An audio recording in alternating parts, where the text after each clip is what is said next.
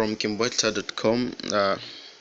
Wanakuprovidea the lecture explanation about the law of contract. The law of contract ni miongoni mwa topic mama ya business law ambayo mtu yeyote anapaswa kufahamu kiundani kuhusiana na law of contract. Na leo tutazungumzia kwa kiasi chake about the essential validity of the contract.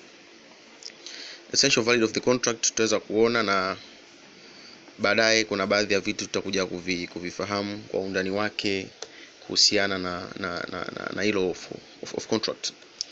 Lakini kitu muhimu kwanza kufahamu what is a contract.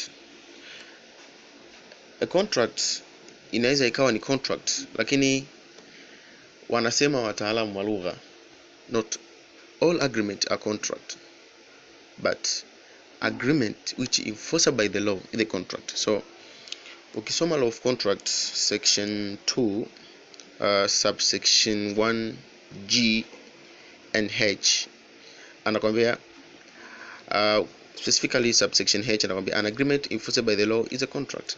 So it means that ili contract iwe contract lazima iwe enforceable by the what? By the law. Ukisoma section 2 subsection J, hapa section 1J anasema an agreement which enforced by the law and option of other party is being voidable. Tutakuja kuona baadaye kwamba contract inaweza ikawa voidable, void au a valid contract, ambayo sisi tunaizungumzia leo ni kitu kinaitwa a valid contract. So what a valid contract? What the essential of valid contract? Tunaziona na tutazifanua kwa undani.